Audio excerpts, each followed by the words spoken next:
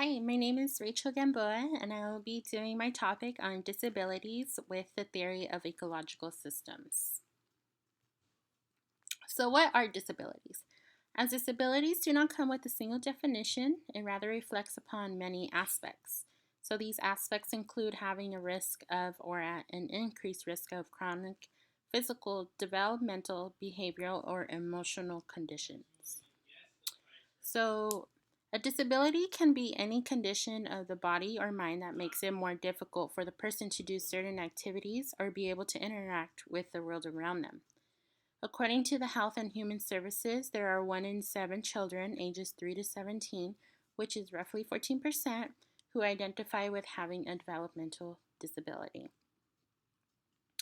So, with the ecological systems theory, we have the Bronfenbrenner theory, which was founded by Yuri Bronfenbrenner. And this theory focuses on the role of 5 distinct but related environmental settings to explain how individuals and their family systems are influenced in their development, how relationships function, and interactions take place. So, within this theory, we do have 5 systems. So, we do have the microsystem. Well, we have the individual, starting with the individual. And then we have the microsystem, which refers to the smallest or innermost system. And this layer would represent the relationship that is closest to the child. Following the microsystem, we have the mesosystem, which is the middle layer between the microsystem and the exosystem. So the mesosystem conducts the microsystem and exosystem, so it facilitates communication between those two systems. And the exosystem, which follows the mesosystem, is the most outer system, outer system. And the exosystem has an influence on the child because people and organizations from this layer interact with the parents and have an influence on the parent-child relationship. And then following, we have the macrosystem, which means large. It represents the largest of the nested layers.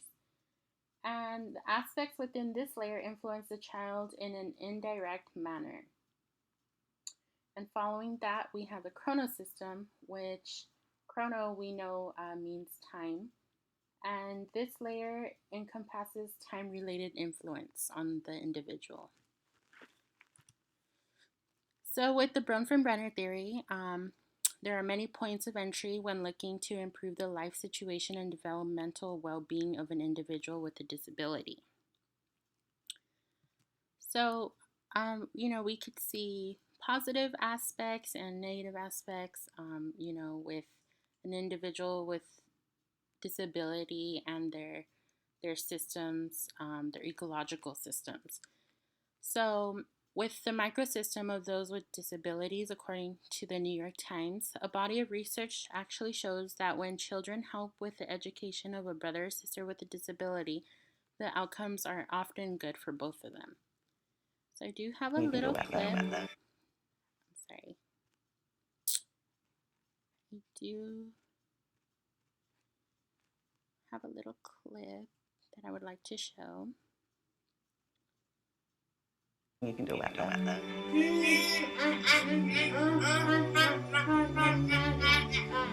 I look after her all the time since her father died. I think as a sister, you have to do what you have to do for your family. Because you do love.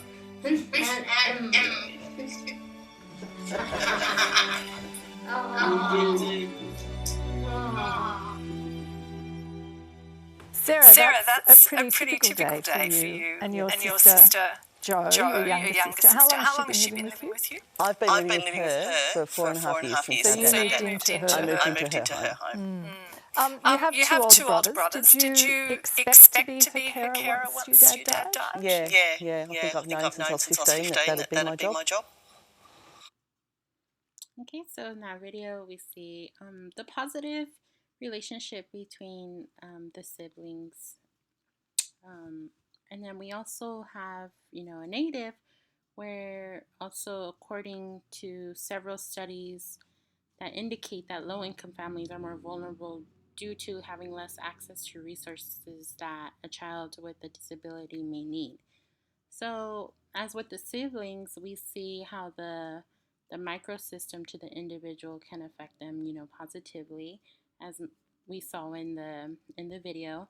And here we're seeing, low income families are more vulnerable due to having less access to resources. So we can say, that the exosystem plays into effect because we see that the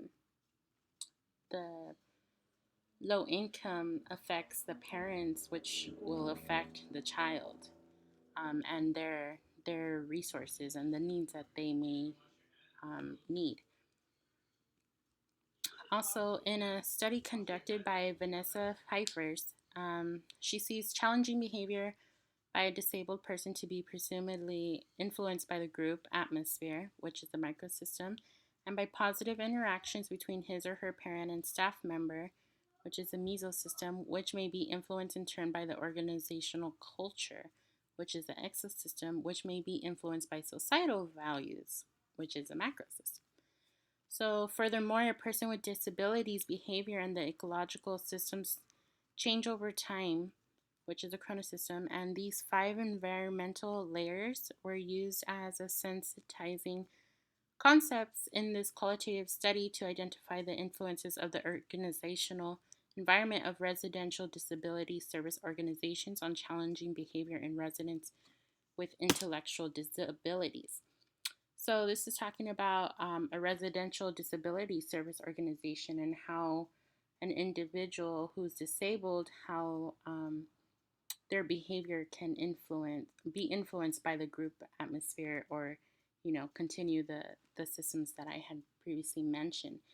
And with the results of this study, the organizational environment is related via the support service to residents' challenging behavior, and it is also linked directly to challenging behavior. So, the conclusion of the study was that the creation of supportive organizational environment for staff, who in turn can provide quality support services to residents with demanding care needs, was found to prevent challenging behavior in people with intellectual disabilities. So, I thought that was a nice little study that, we see how the systems interact with each other. It's bi-directional, we see in these examples in this PowerPoint. And here are my references. And thank you for your time. Have a great day.